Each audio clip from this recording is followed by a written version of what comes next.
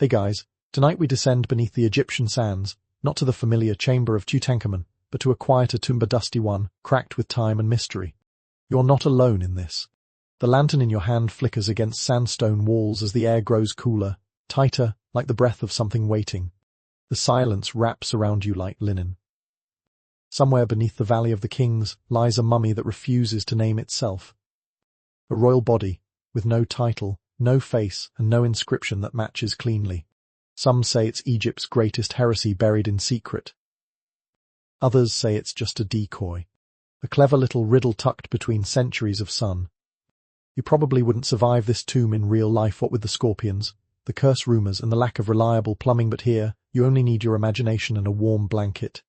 So before you get comfortable, take a moment to like the video and subscribe, but only if you genuinely enjoy what I do here. And tell me in the comments, where are you listening from? And what time is it over there? Now, dim the lights, maybe turn on a fan for that soft background hum, and let's ease into tonight's journey together. You begin your walk just before dawn, the Valley of the Kings still and sunless. It's hard to imagine that anything important lies beneath this crumbled earth, just rocks and sand, really, but Egypt's dead are very good at hiding in plain sight. You trace the path with your finger, carved into the rock by countless boots and sandals before you. Tomb 55 isn't the most famous on the map. In fact, it's a bit of a wallflower compared to the gilded treasures of Tutankhamun just a few hills away. But unlike the boy king's tomb, 55 asks far more questions than it answers. And tonight, you're going to wander through every one of them. You arrive at a low, uneven stair carved into the cliff. Nothing grand. No towering statues or triumphant pylons. Just a crooked entry, half choked by sand. It was discovered in 1907, during one of those delightful periods when European gentlemen with mustaches were very excited to dig holes in foreign countries. The archaeologists weren't sure what they'd found at first. A sealed doorway, yes, but no fancy inscription, no great warning, no declaration of royal identity. The ceiling bricks bore the name of Tutankhamun, which caused a stir, but what lay inside would confuse everyone. You push aside the imagined sand curtain and descend into the narrow passage. It smells of ancient air and old limestone, with a pinch of museum basement. Inside the main chamber, you see what they saw, a room littered with collapsed furniture, broken offerings, a few desiccated garlands, but at the center, a coffin. Large.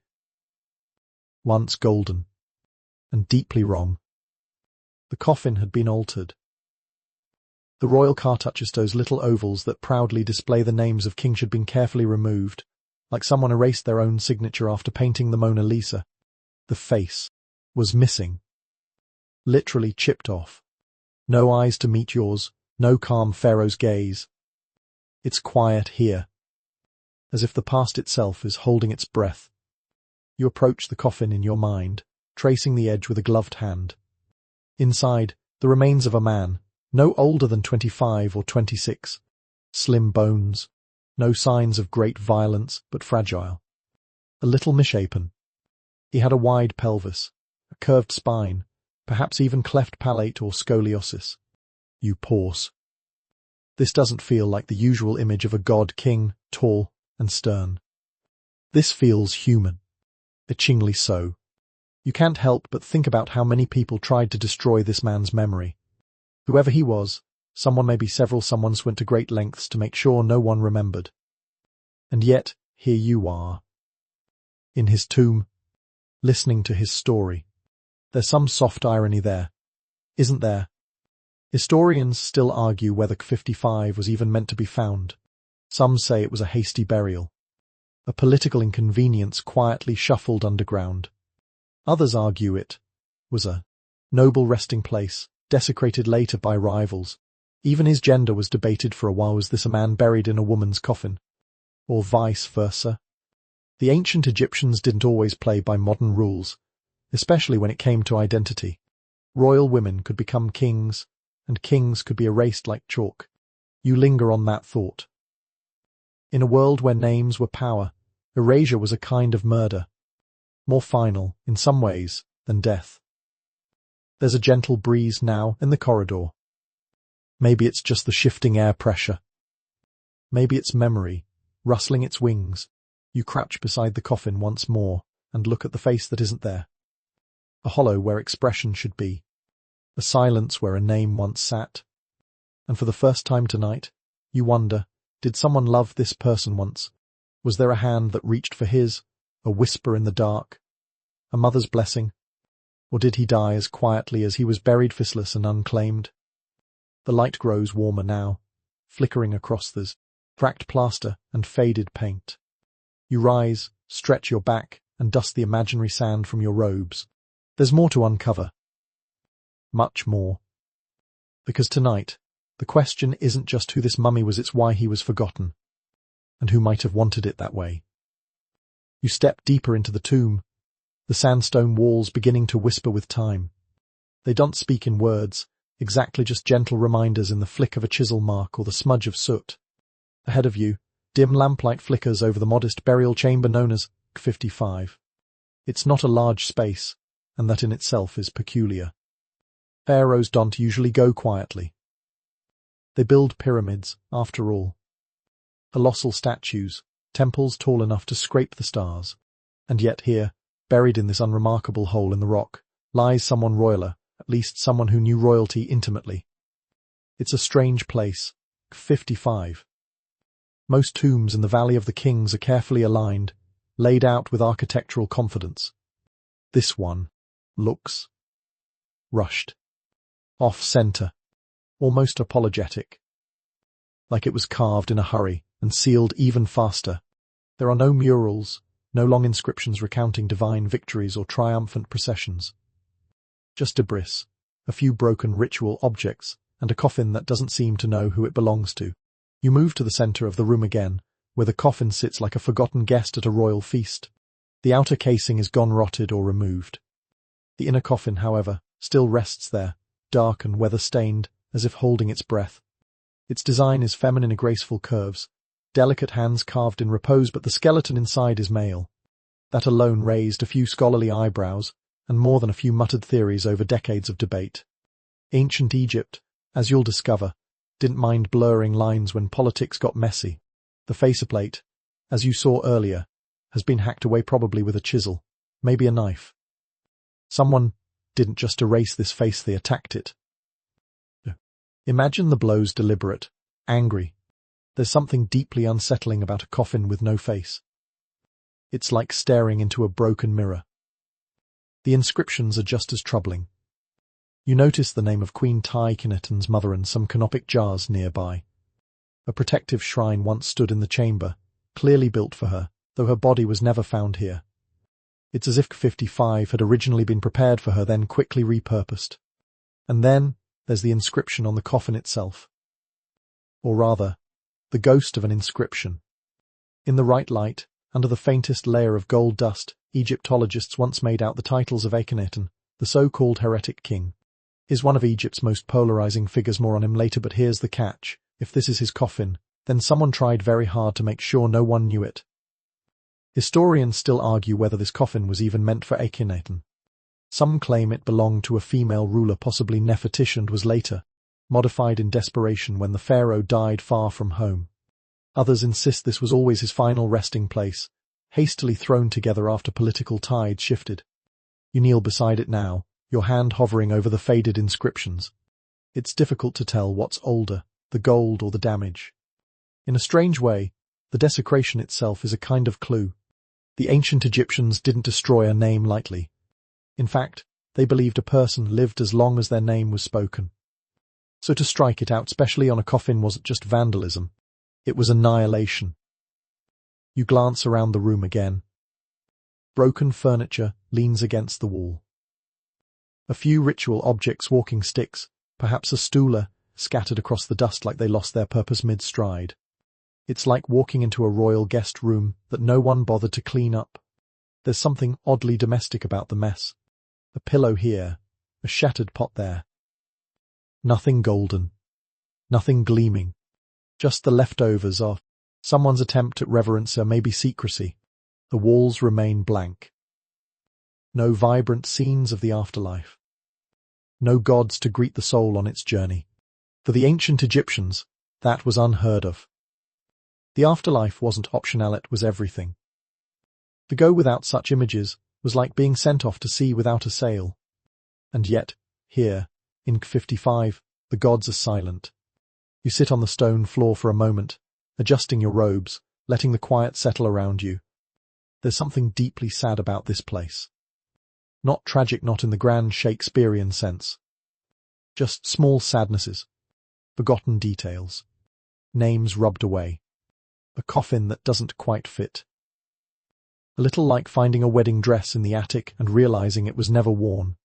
You wonder who lit the last oil lamp in this tomb. Was it a mourning priest, sent to seal the door? A servant who grumbled about all the secrecy? Or perhaps a loyal family member, slipping inside one final time before the world turned its back? Whatever these case, the burial was quiet. No grand procession. No weeks of ceremonial mourning. Just a coffin, a skeleton, and silence. You shift slightly, and your hand brushes a chipped Shapti figurine, one of those small, blue faience servants meant to do the dead's chores in the afterlife. This one's cracked across the waist, as if even the afterlife couldn't bear to remember its owner properly. You sigh. This tomb, you realize, is a puzzle made from shame. A pharaoh or someone nearly laid to rest in a woman's coffin. No name. No blessings. Just a swirl of ghost stories and guesswork.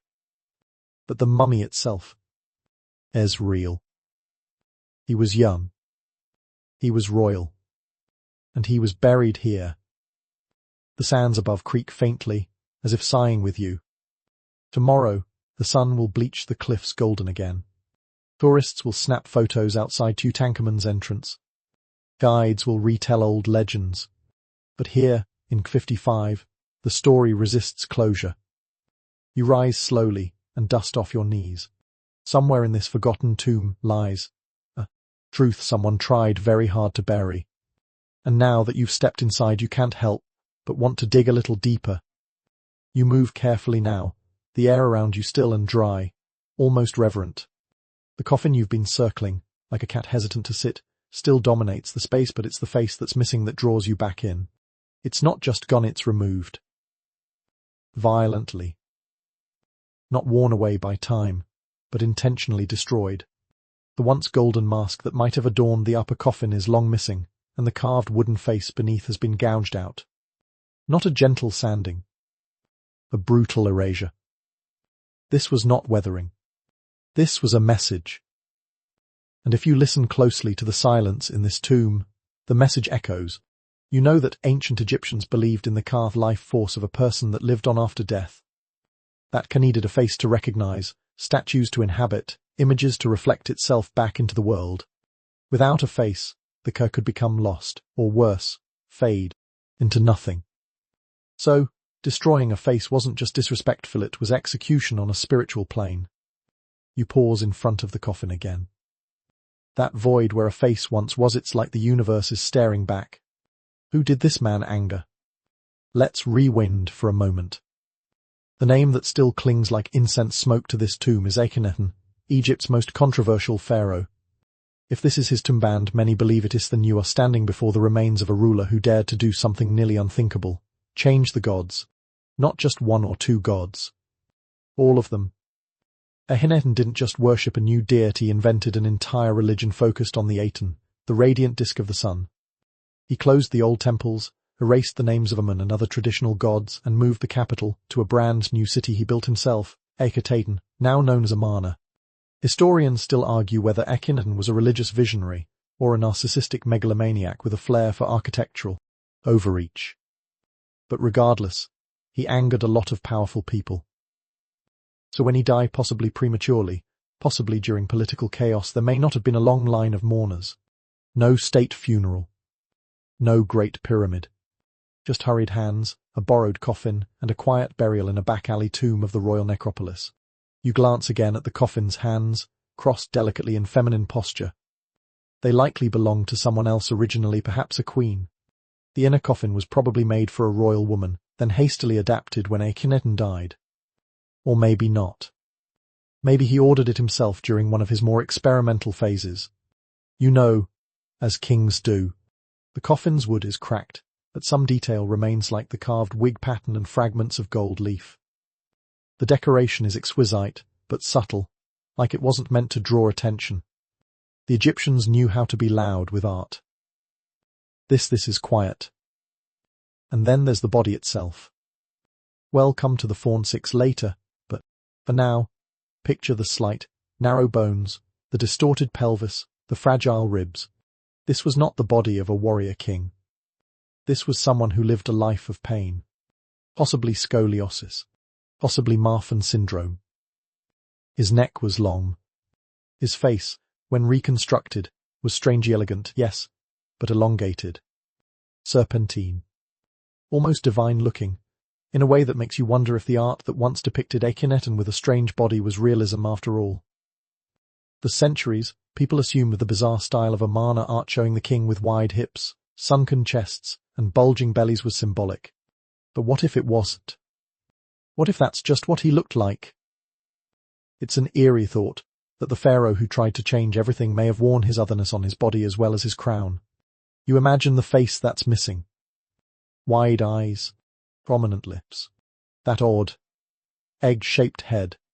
The kind of face a sculptor might hesitate to soften, the kind of face ancient priests might not want carved into eternal stone. A face both unforgettable and unmentionable. You lean against the wall now, your hand brushing across cool limestone. Your torchlight lands on a pile of debris in the corner, scraps of gilding, a broken fan handle, maybe even a shattered mirror. There's nothing whole left here. Just fragments of an identity. The absence is deafening. One joke among Egyptologists goes like this: if you don't know whose tomb it is, and it's weird, assume it's Akhenaten. Because few figures in Egyptian history caused such a lasting rip. Ethan got shoved so thoroughly under the rug. After his death, the old priests came back with a vengeance. The temples reopened. The name of Aten faded. The new capital was abandoned like a sandcastle at low tide. Statues of Akhenaten were smashed. His name was hacked from walls. And this tomb? Hidden away. You let the silence return. Just for a beat. Maybe that's what this whole site is about, not glory, but shame. A place where someone was tucked away. Not as a king, but as a problem. You shift back toward the exit, brushing dust from your cloak. Behind you, the faceless coffin still waits. Not angry, just blank, like a page never written. And yet, the absence tells you everything. Because sometimes, the loudest truth in history is the one nobody wants to say out loud. You make your way slowly toward the edge of the burial chamber. The air is dry and clings to your throat like old parchment. Just behind you, the faceless coffin rests in its corner, but you turn now to a quieter detail, a detail often overlooked in stories told over coffee tables and crowded museums. The bones. They rest in fragments now, gently reconstructed on foam and linen in a quiet laboratory many miles from where they were found. But in your mind, you still see them as they were tucked awkwardly in a coffin that didn't quite fit, limbs slightly bent, the spine curved like a bow forgotten on the floor. The first thing to know is this: the bones belonged to a man. That wasn't always the consensus. For years, the skeleton's identity wobbled between male and female. The coffin was originally made for a woman. Some early reports even suggested it was Nefertiti herself. But bone doesn't lie, not usually. Today, most scholars agree this was a man between 20 and 26 years old. And small. Delicate, really. The pelvis is wide. The limbs are long and thin, like reeds in the Nile. The spine curves oddly, and the skull is slightly elongated, with an unusually narrow jaw and prominent cheekbones. You take a seat on an imaginary stone bench beside the bones, as if waiting for them to wake. They want, of course, but bones tell stories even in silence. You picture ancient embalmers preparing this young man. The linen strips, the unguents, the rituals, and maybe bit of confusion. Because this body, well, it didn't fit the mold of a typical pharaoh. Perhaps it didn't even fit the coffin. Historians still argue whether the skeleton's anatomical oddities were genetic, perhaps Marfan syndrome, or another connective tissue disorder, or artistic. Was Amarna art bizarre? Because Akhenaten was, or because he wanted to seem that way. One fringe theory, whispered more than published, wonders whether Akhenaten's body was intentionally altered in art to look divine, neither man nor woman, neither strong nor frail, something in between. Something other. But the bones are real. And they hurt. Evidence of trauma. One of the legs may have had an old fracture. The ribs hint at possible scoliosis. Some suggest the king walked with a stoop. Others think he limped. Whatever the case, this person was likely in physical discomfort much of the time. And yet, lived as a god. Imagine that. Pain in your hips, pressure behind your eyes, stiff knees, and still, every morning, priests bow to you. Every day, people sing your name. Even as you clutch your back and sign to your golden throne, you run your fingers over a diagram of the skull. It's long. The brow is pronounced. The cranium unusually high. Akhenaten's statues once showed the same head shape, which made people question their accuracy. Were those busts real, then? You think of the famous bust of Nefertiti, perfect. A face for eternity. Now compare that to the broken, elongated remains of her supposed husband. If this really is Akhenaten, he didn't go gently into legend. He went crooked, nameless, and bent, but not unimportant. These bones also contain royal blood. That much we know from later DNA testing. They connect directly to Tutankhamun, the famous boy king in the golden mask. That was likely this man's son, or perhaps his younger brother. The genetics are close. Too close to ignore. Still, questions remain. DNA is helpful, but it doesn't answer the real mystery. Why was this body put here, in this awkward tomb, with a woman's coffin and no name? You lean forward, imagining the embalmers again. Maybe they were rushed. Maybe there was fear in the air. Maybe people were watching. Maybe they were trying to bury, not just a body but a scandal. A ruler whose ideas had crumbled. A regime people wanted to forget. And a mummy who simply didn't belong. And yet, here he is. You glance to the side where fragments of funerary furniture still sit, crooked and splintered. One box bears the seal of Tutankhamun. That's what so odd Tut's name appears several times in this tomb. On the doorway bricks. On the ceiling stamps. On ritual objects.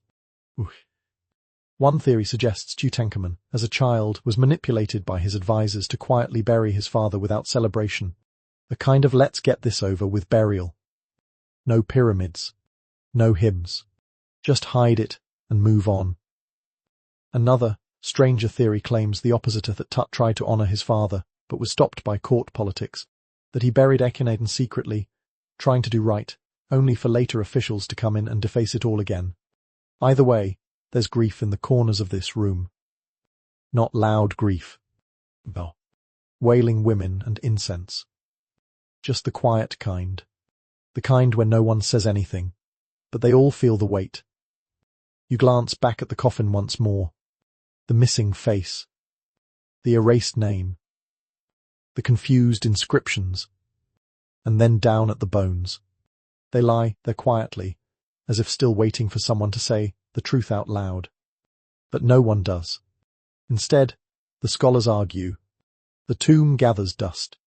The bones rest. The name is not spoken. And so the mystery deepens an vertebra at a time. The path leads you away now, not out of the tomb, but out of the valley. In your imagination, you climb into a creaking chariot of time, drawn not by horses but by questions, and you ride eastward across the shifting sands until the cliffs of the Biz vanish behind you. What rises ahead is something different. Unsettling. A city that once pulsed with sunlight and silence. A heat-eaten. You arrive in the ghostly capital of a ghostly king. This was Akhenaten City's grand experiment. His rebellion. Wind here carries less sand and more. Silence.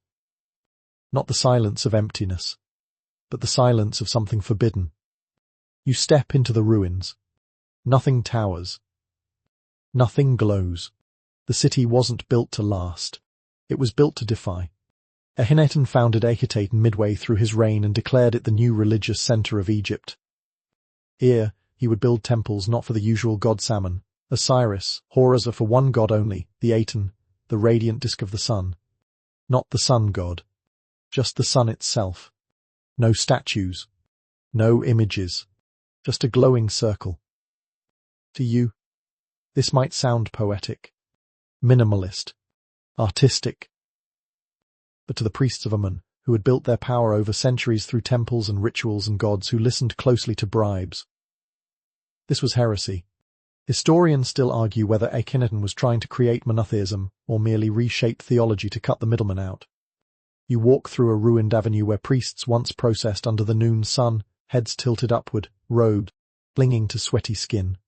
The buildings were open-roofed, designed so that sunlight could fall directly onto the altars. No shadow. No mystery. Just light. The city pulsed with it. Everything faced the sun. And yet, it didn't last 2 decades. You wander through what was once the king's palace. Painted floors, faded now, but once alive with floral patterns and river scenes. Even now, a few fragments of the infamous window of appearances remained the spot where the royal family would stand and show themselves to the people. But what a strange family it was. Art from this period shows Akhenaten with long fingers and curved hips, holding hands with his wife Nefertiti, their daughters playing at their feet. The figures are tender. Almost soft. Too soft, some critics muttered. You pass a wall fragment that shows the royal couple kissing, a rare thing in Egyptian art. Kings were usually carved as warriors, smiting enemies, not caressing their wives. Akhenaten, it seemed, preferred intimacy to violence. And the Aten above beamed down on all of it, arms ending in tiny hands that held ankhs, the symbol of life. You pause beneath a crumbling column. It's half swallowed by sand, like the city itself is trying to forget. And maybe it is. Because when Akhenaten died or disappeared, as some believeth, the city was abandoned. Like a fever breaking. The priests of the old gods came back. The temples of Amun reopened. Even the official records began referring to Akhenaten with contempt. Or not at all. You brush your hand across the broken hieroglyphs of his name. Chiseled out. Rewritten. Replaced. In Egyptian religion, names were the soul. To erase a name was to kill the person all over again. And Akhenaten's name. It was buried, defaced, spat upon. Even his city was unceremoniously gutted. Temples were pulled apart. Stones hauled back to Thebes. The sun, it seemed, had set on Akhenaten. You follow the city's central road to its quiet end. There, once, stood the royal tomb. Not the Valley of the Kings, but a cliffside chamber Akhenaten had built for himself. It was cut into the mountains, just as he'd designed, humble, plain, drenched in sunlight. But hair's not there. At least, not anymore. You run your fingers across the tomb walls. They tell stories about family, worship, light. But there's a strange absence here, too. The burial was never completed. The tomb was damaged. Plundered. Even. Some theorize the king's body was removed and smuggled westward, perhaps to 55. That might explain the rushed burial. The borrowed coffin. The face chiseled away. Was it shame? Was it sabotage? Or did someone simply want to keep him safe? You linger by the mouth of the tomb, watching the fading light over the ruined city. There's a peace here, fragile but real. You can almost picture it again, the city blooming under the Aten, courtiers in pale linen, the scent of lotus flowers drifting on dry air, and then the silence, creeping back in like shadow. Akhenaten vanished, because it had to, because the world wasn't ready. You smile softly. But maybe, in a small tomb in the Valley of the Kings, its strange sun still glows faintly in the dark. You leave the ghost city behind, the ruins of Akhenaten fading like a half-remembered dream. As you travel across the landscape of your mind, the sands shift again beneath your feet, and suddenly, you're standing in the shadow of a child-sized throne. There, perched awkwardly on it, is a boy. Tutankhaten he was called that once. A boy born into chaos, into a time of gods stripped from their temples and a father whose name would be burned from stone. But by the time this child took the throne, things had already begun to crumble. The Aten's glare was dimming, and the old gods were gathering their strength again. You approach the child carefully. He is delicate, shy in the sculpture, almost shrinking into the golden chair that dwarfs him. You try to imagine what it was like. Becoming Pharaoh at the age of 8 or 9. Still learning to write. Still growing his teeth. And suddenly, everyone bows. You glance up at the painted walls of the old palace. They're filled with scenes of celebration, triumph, religious rituals. But behind those images, behind every trumpet and chorus of praise, is something quiet, small and uneasy. This child shouldn't have been king. He was the son of a heretic. A boy raised in a vanishing city. A symbol, perhaps, of transition. And now in his small hands, the entire country waited for direction. Historians still argue whether Tutankhaten truly ruled or if he was simply a figurehead, a puppet of powerful advisors trying to restore order. What we do know is that almost immediately after taking the throne, the boy made one very important change. He changed his name. From Tutankhaten, living image of the Aten, to Tutankhamun, living image of Amun. That tiny change echoed like thunder through the temples of Egypt. It was a signal. A turning point. The boy was disavowing his father's son cult and returning the nation to the old gods. Of course, he didn't do it alone. Powerful men stood behind him, the seasoned courtier, and Hormhib, the general. Together, they guided the boy's reign and quietly dismantled the Amarna experiment. Temples were rebuilt. Statues restored. The priests of Amun returned with cautious joy, and Akhenaten's memory, well, that was quietly carted off to the back room of history. You can imagine it, the royal court reshaping itself, sweeping the dust from old altars, bringing back the incense bowls and the chanting choirs. Everything smelled of restoration, of tradition, and somewhere, in the middle of it, was a boy with aching bones and too much responsibility. The boy king suffered from several ailments, this we now know from his tomb and DNA analysis. A clogged foot. Possibly malaria. Fragile bones. A curved spine. He needed a cane. Several were found in his tomb, worn, used. It's easy to picture him limping down a palace hallway, trying to walk like a god. You wonder if he thought about his father. If he ever whispered Akhenaten's name in the dark. Or if he had been taught to fear it. Some theories suggest he was Akhenaten's direct son. Others argue he may have been the product of a royal sibling marriage. Either way, he carried the heretic's blood. But he didn't carry the legacy. Tutankhamun's short reign was defined by erasure. He didn't just abandon his father's beliefs, he undid them. The city of Akhenaten was left to the wind. The Aten temples were closed. And Akhenaten's name began to disappear from the records. Still, Tutankhamun did something curious. Something soft. He included his father's name on some ceiling blocks and ritual objects, including oddly and ones found in 55. You crouch beside the vision of his desk now. Maybe he sat there as a teenager, playing with scarabs while scribes whispered around him. Maybe he still felt some loyalty. Maybe he still loved someone who had loved him. Maybe he was just trying to do the right thing. Imagine that pressure. To be a child, expected to repair a broken nation. To smile through ceremonies while your joints throbbed. To issue decrees and re-raise statues of gods you barely understood. And yet, he tried. He even started building his own tomb. But death arrived too soon. He was barely 19 when he died. And because it happened so suddenly, his burial was rushed. He was placed in a tomb not meant for a king, and small and hastily prepared.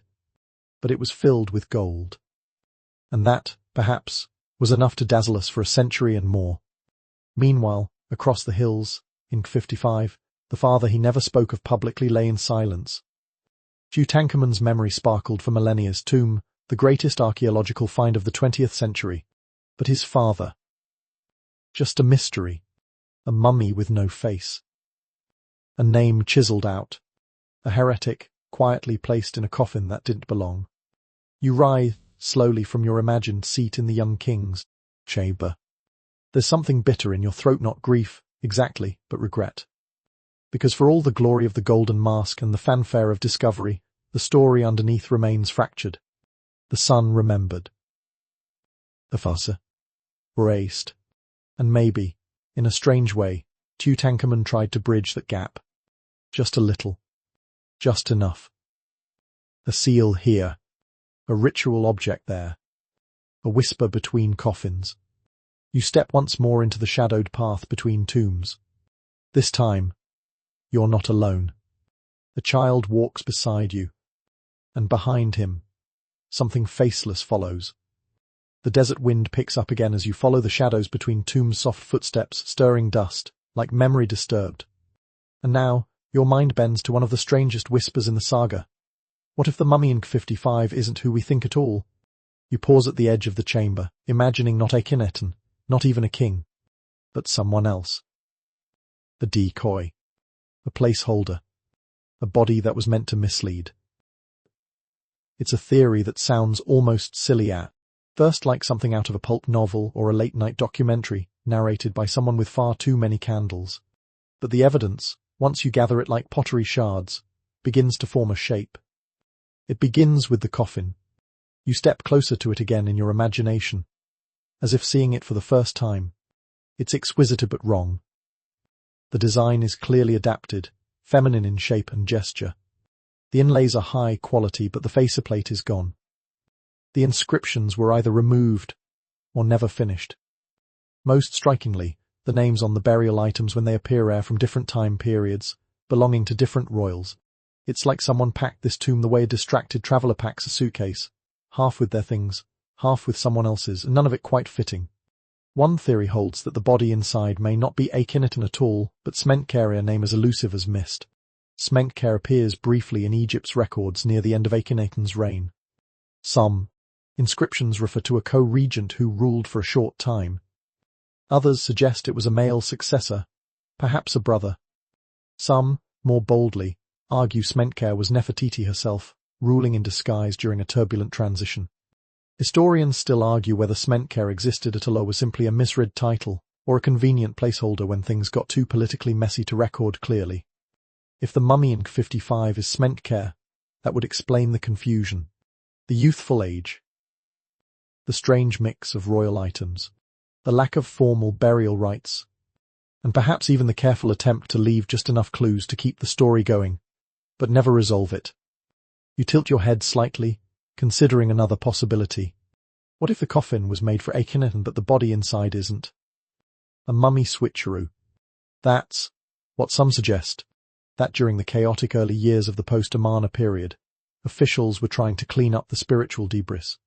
One mummy moved here, another there. Tombs repurposed, sealed, unsealed. Like a 3-card shuffle played in the dark. It's not as far-fetched as it seems. In ancient Egypt, tomb reuse wasn't uncommon, especially during periods of upheaval. Political winds shift, and so do coffins. What matters is not who lies where, but who is remembered where. The living could rename tombs, reorder death, repackage legacy. A mummy could be moved, but the memory remained.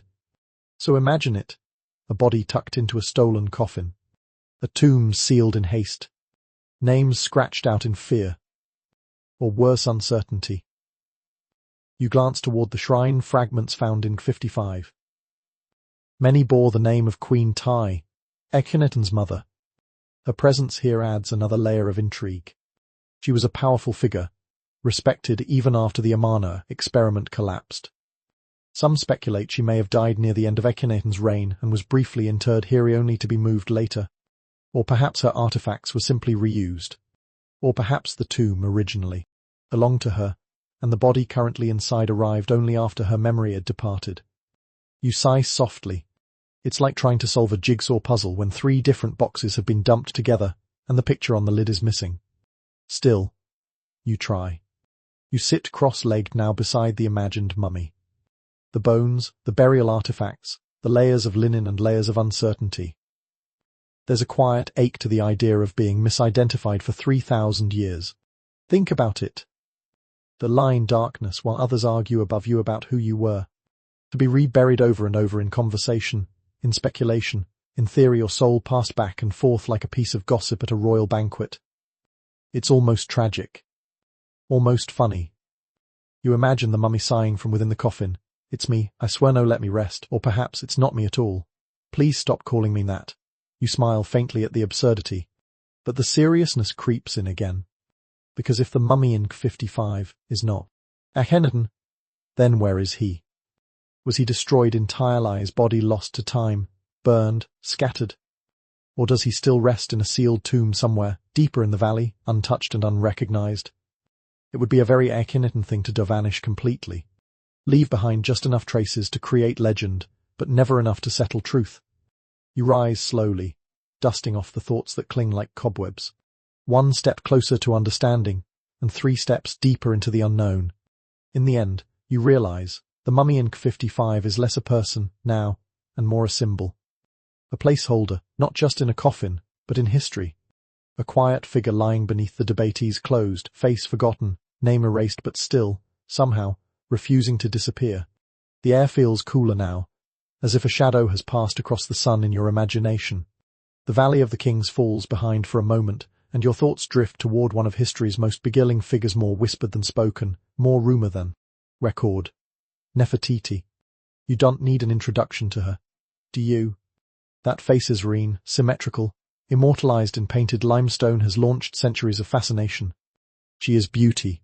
She is mystery. She is memory carved in stone. But behind that elegant chin and graceful neck is a figure even more elusive than her husband. You wander, now, through the palace gardens of Amarna, not as they are, but as they once were. Birds chirping in the reeds, painted columns rising like marsh grass, and Nefertiti at the center of it all, her daughters in tow, her husband beside her. Or perhaps not beside her.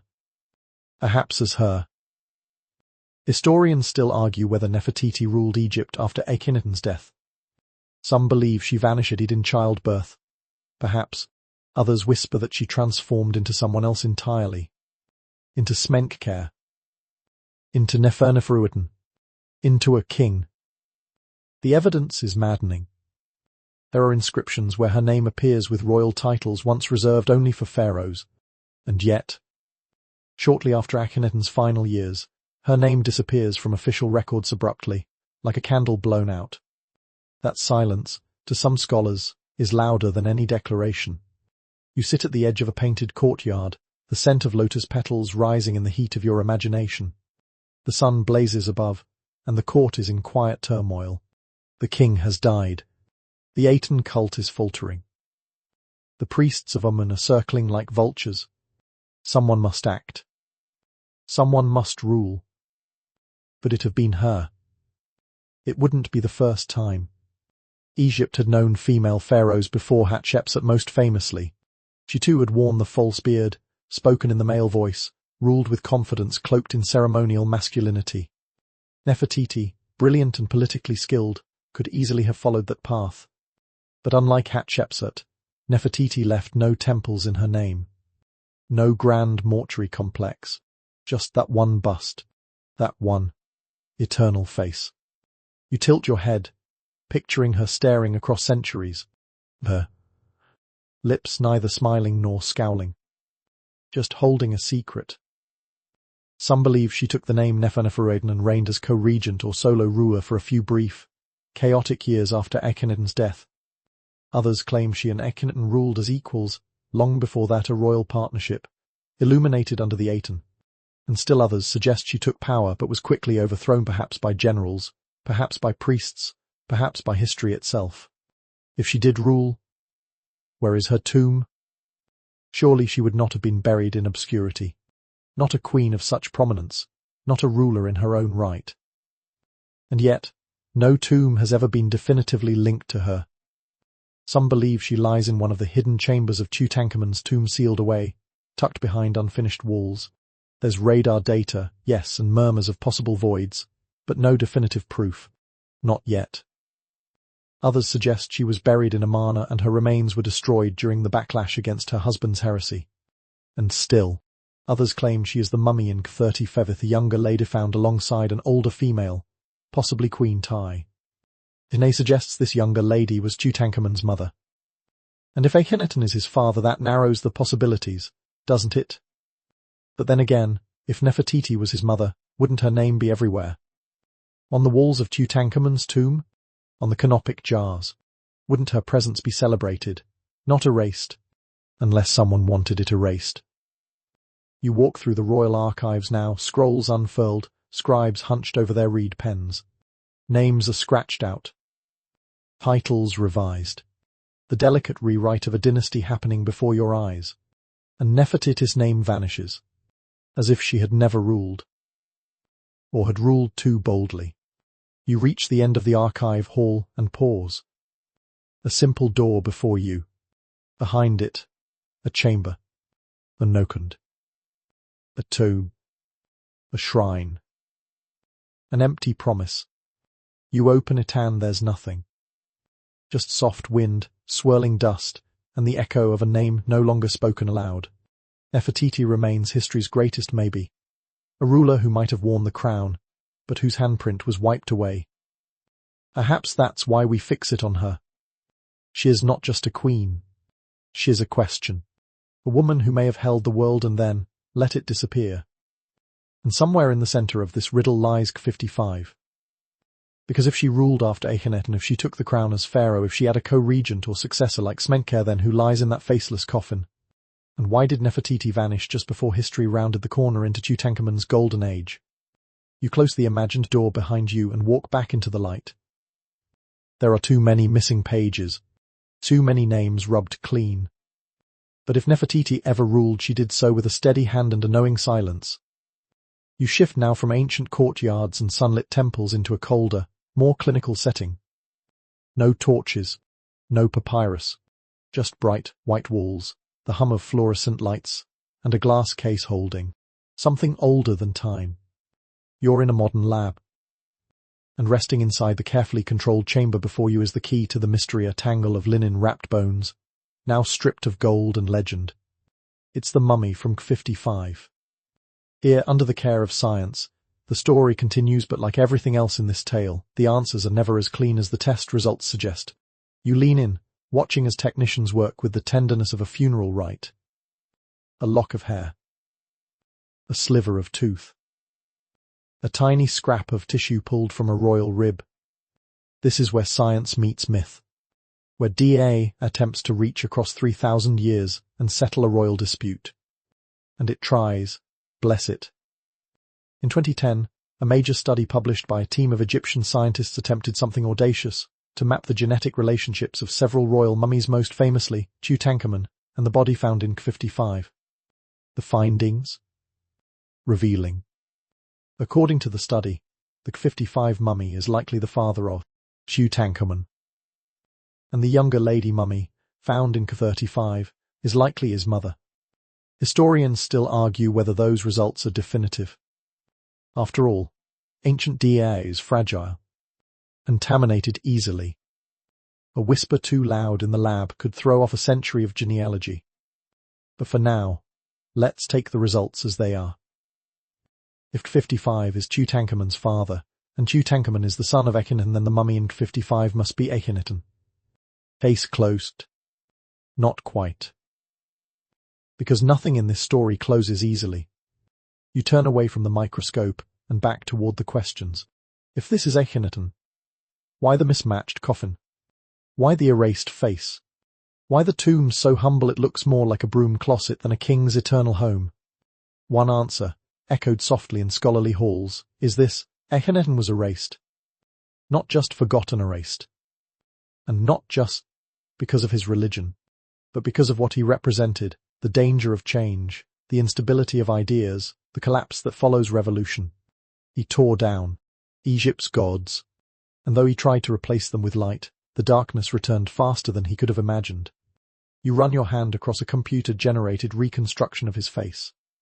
It's based on scans of the skull on, narrow, slightly androgynous, a strange elegance.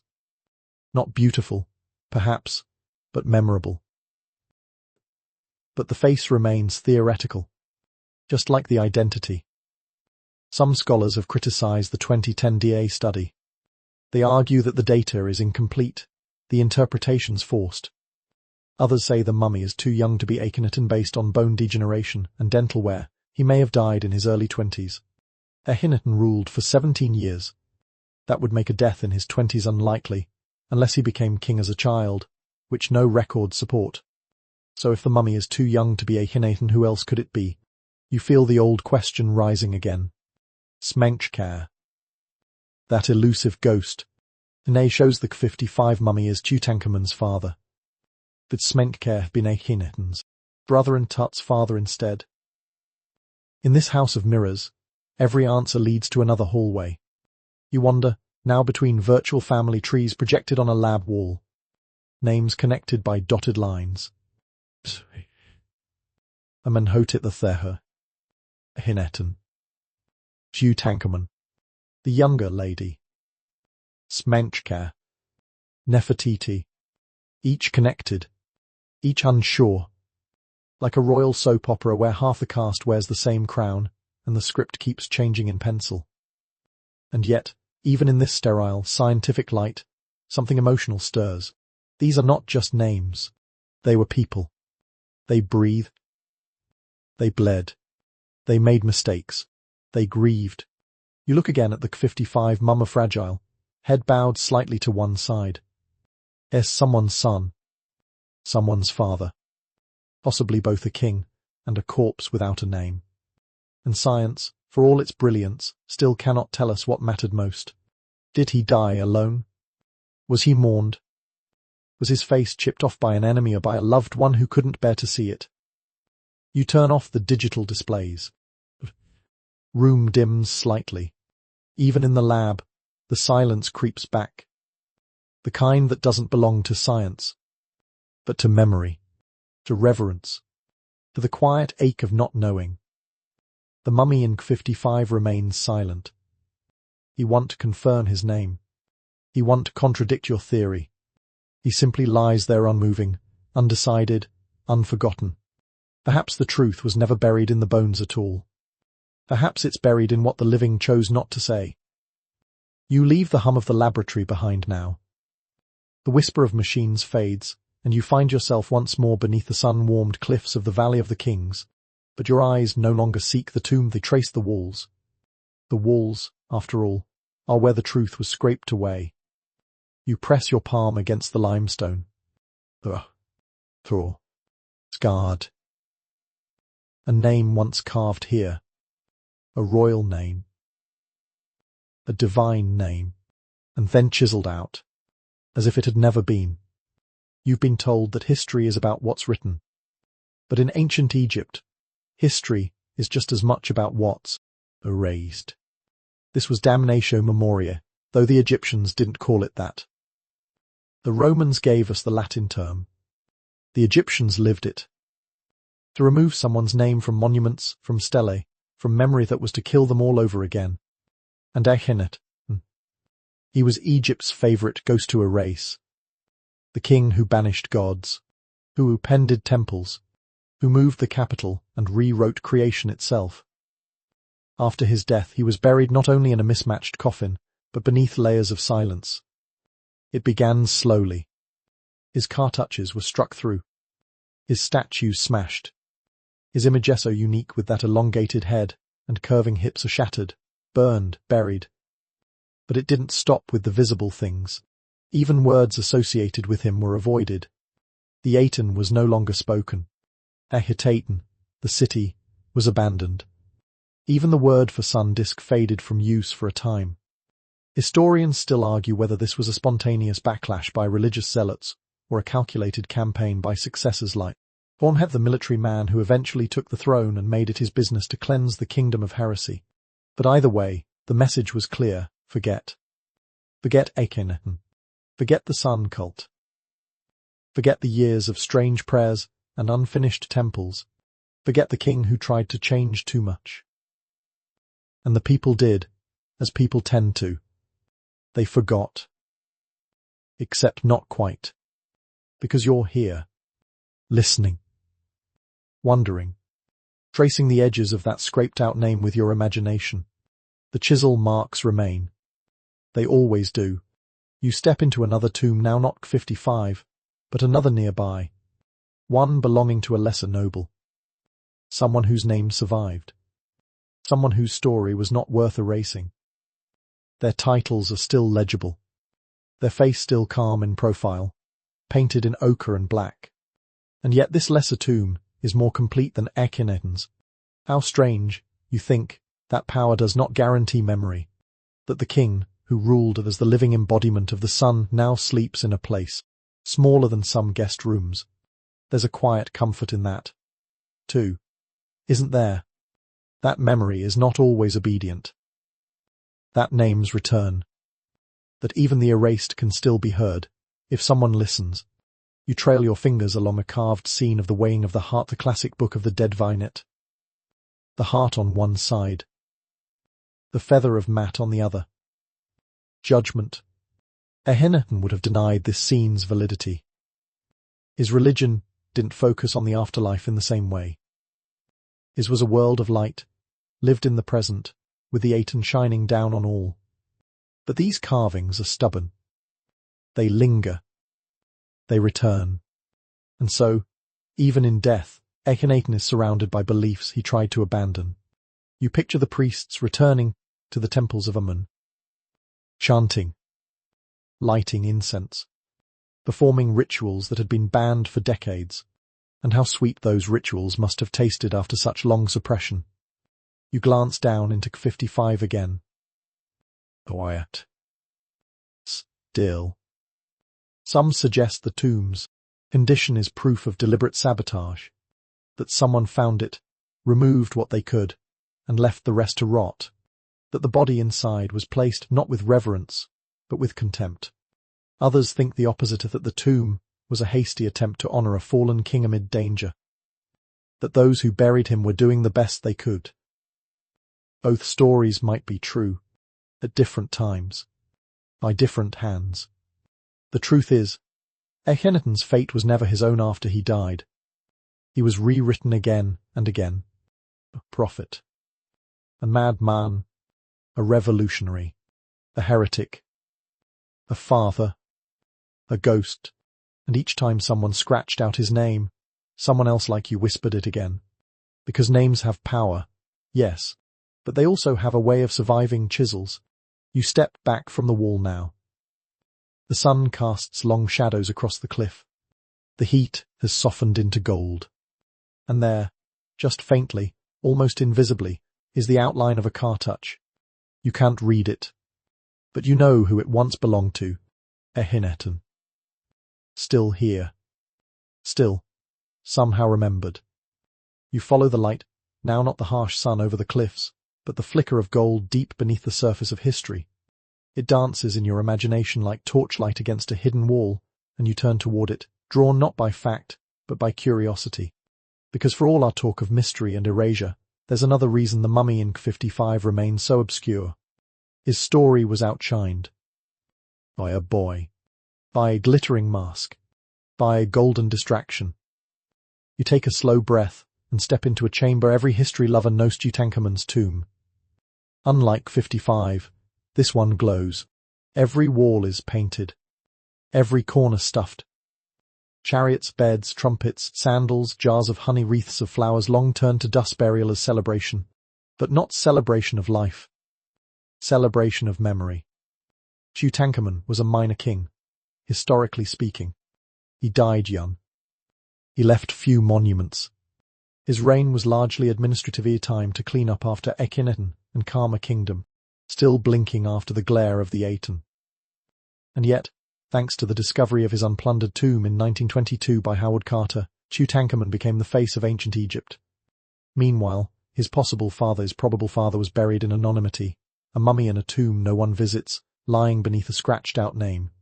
Historians still argue whether this is justice or irony, because Tutankhamun's fame, in many ways, obscured what matters most.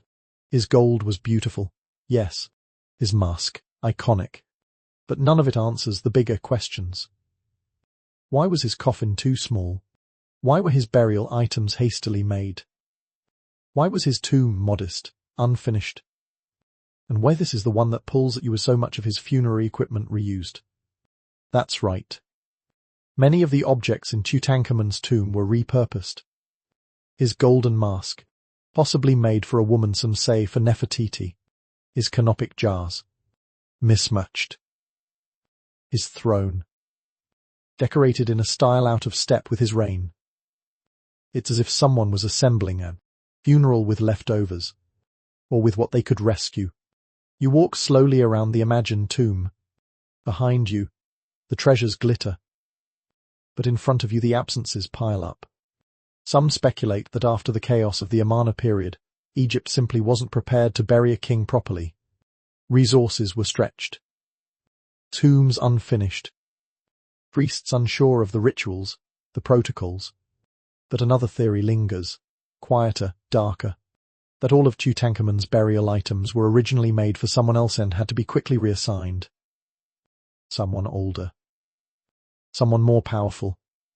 Someone whose death had once mattered. And then did that. You glance toward the gold-covered shrines, the inlaid chests. Imagine if many of them were made for Akhenaten, or Nefertiti, or Smenkhkare, and then hastily repainted, reinscribed, repurposed for the boy who followed.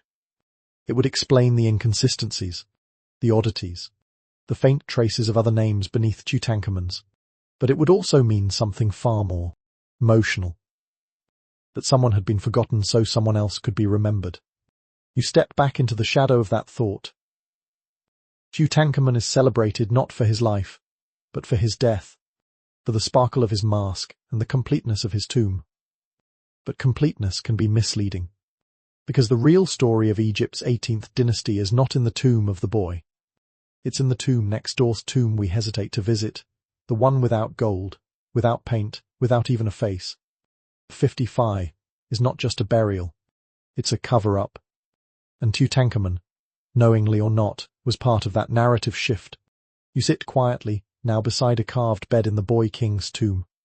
The gold still glints, but it no longer dazzles you, because you've seen what lies in the quiet, unlit room across the valley. The real story isn't told by the treasures. It's told by their absence. It's told by the mummy no one visits, the mummy that might have worn a golden mask but never did, because someone else's memory needed to shine, and his needed to be sealed. You rise slowly, brushing dust from your hands. Not all kings are remembered with fanfare. Some leave behind only a question. And perhaps, you think as you turn back toward 55, that's more powerful than any amount of gold.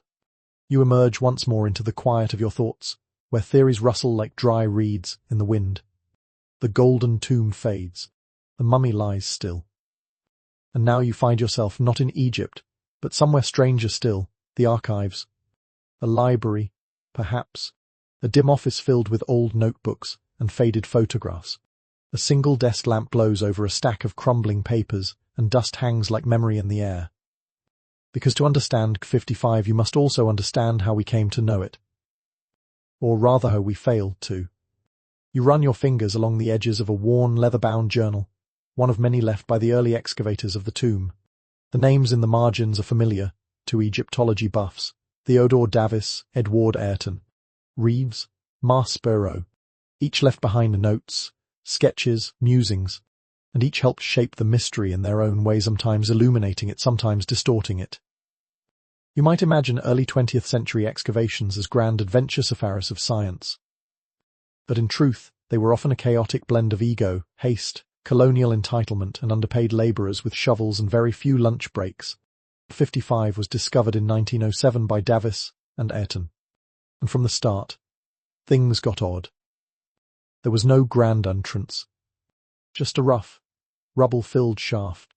The doorway was bricked up, but the seal bore the name Tutankhamun, which seemed exciting. Inside, they found a jumbled room of disassembled shrine panels, gilded furniture, broken canopic jars, and that now infamous coffin. But the scene had clearly been disturbed in antiquity. Objects were out of place. Many were broken. others reused.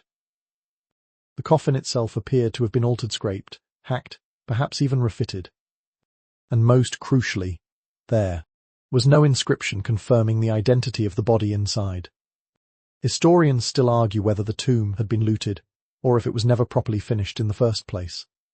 Some believe it was opened deliberately, possibly by those attempting to remove Queen Ti's body. Others think it was a quick burial site all along, a political compromise too messy to explain publicly. You lean back in your imagined chair, flipping through another notebook. The handwriting is elegant, but the tone, frustrated. Even the early excavators weren't sure what they had. Some claimed it was a woman. Others swore it was a king. The remains were in poor condition, brittle, discolored, partly decomposed due to faulty embalming. At one point, someone left the coffin open for too long in the heat, and the body suffered further damage. You grimace slightly. Not exactly the reverence of a royal burial. In fact, 55 became something of a scholarly tennis match. Egyptologists passed it back and forth, each time with new theories. Akhenaten, Smenkhkare, Nefertiti, Queen Ti, a composite burial, a reused tomb, a hoax, a decoy. And in the middle of it all, the poor mummy-weighted head bowed, face destroyed, papers shuffled endlessly over his quiet form. You glance again at the excavation, photosepia toned, blurred at the edges. Men in suits stand beside broken shrines, posing awkwardly with shovels. No gloves, no masks, just curiosity and dust. You imagine being that mummy, lying in darkness for 3,000 years, only to be dug up, poked, photographed, misidentified and boxed up for study in a museum basement. Even your name taken from you. Even your coffin arguing with itself. You pause, feeling something between amusement and pity. Perhaps the greatest indignity of 55 is not that the burial was incomplete, but that it was treated like a riddle rather than a resting place. And yet riddles are seductive, aren't they? Each scholar who opened a crate, who brushed away another layer of linen, believed they were on the verge of solving it. But this time, finally, the truth would emerge. But 55 does not reward the confident. It rewards the curious and the cautious. You stand now in your imagined archive. The room is dim. The lamp flickers. The scrolls are brittle. But the sense of seeking still hums in the air. You pull one last document from the shelf, an unlabeled folder filled with conflicting notes. One margin reads, clearly Akhenaten confirms. Another, no too young, likely Smenkhkare. A third, quietly penned near the bottom, we may never know. And that is okay. You run your hand across the page and smile. Perhaps that's the truest line of all. In the end, the mystery of 55 isn't just about who lies there. It's about how we handle mystery. How we poke at the past hoping it will speak, while forgetting that sometimes silence is part of the story. You close the folder gently, like laying a blanket over tired bones, and in the silence of the archive, the mummy rests a little deeper. You find yourself walking the valley again, but this time, not on any map. It's the valley in the mind, the one where forgotten kings sleep in tombs without names and history whispers between the rocks. Tonight, the sand crunches softly underfoot as you pass a dozen sealed doorways. Each one belonged to someone grand.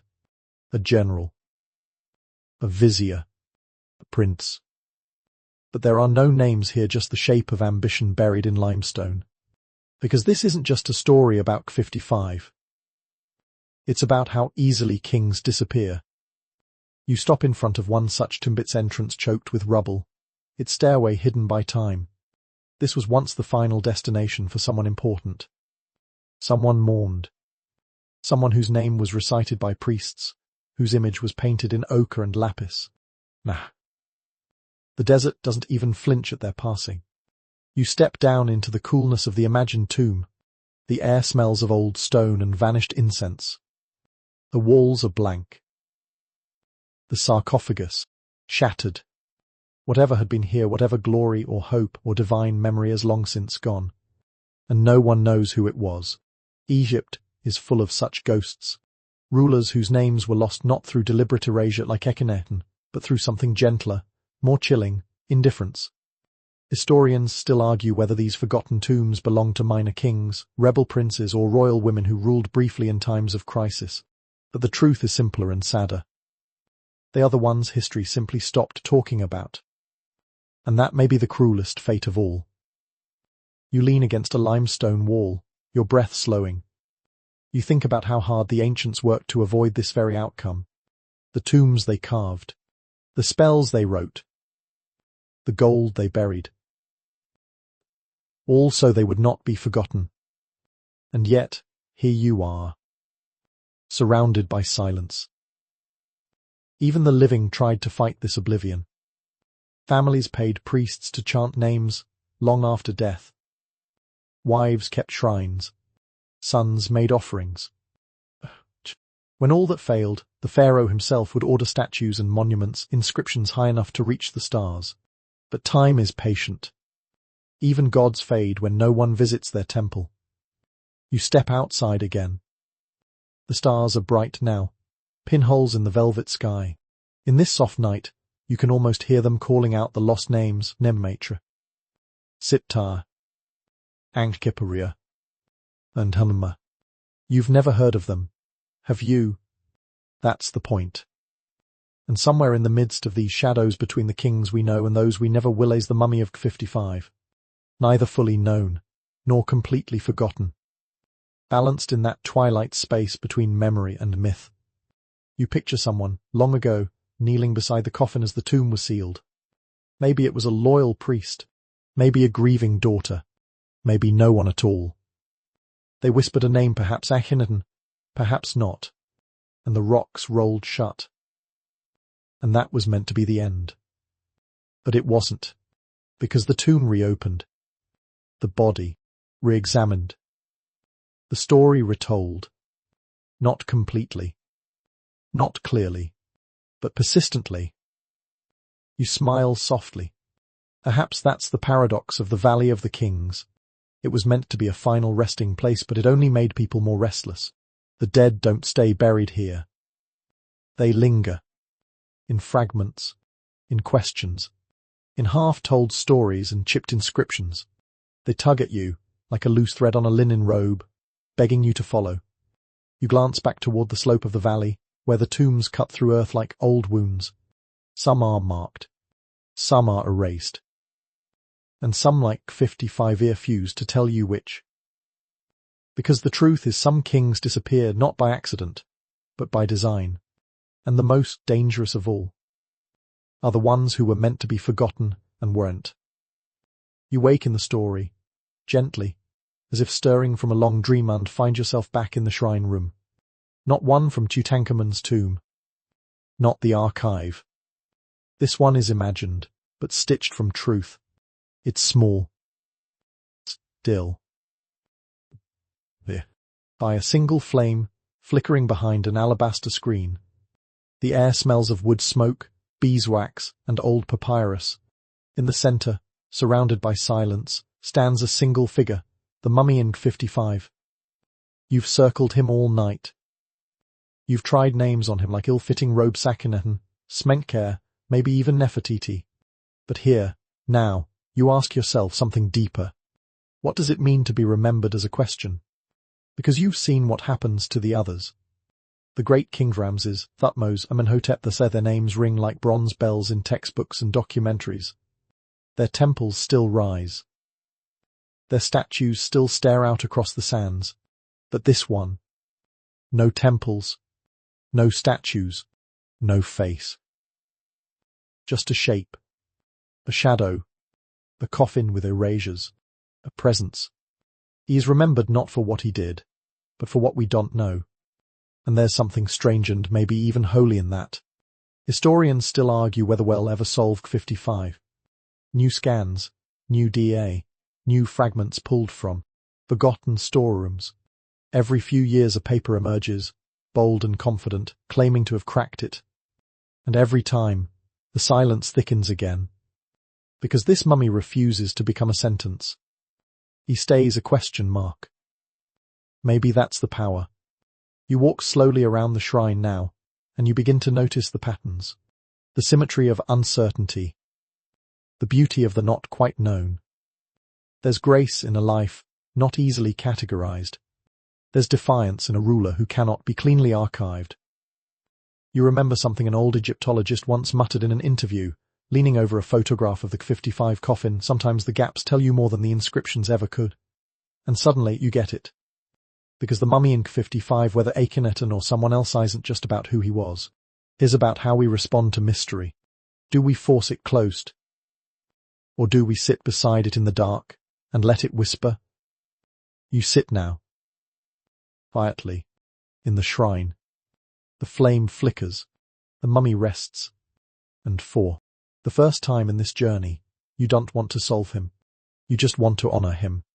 To imagine the ache of his bones, the crack of his joints, the burden of his choices, the sweetness of a moment, perhaps, with a daughter playing in sunlight, the bitter grief of betrayal, the dull throb of exile. He was not just king. He was human. And that's more powerful than any title. You reach into your thoughts and offer him not a crown, but a name softly spoken, like a lullaby. Whoever you were, I remember you. Maybe that's enough. Not justice. Not gold. Not certainty. Just gentle attention, offered across time. A pause long enough for a forgotten soul to breathe again. The flame dims. The room fades. But the presence remains. Not loud. Not royal. Just real. And somehow, that's the truest kind of immortality. You return, finally, to the tomb itself. 55. Not the speculation. Not the science. Just the space.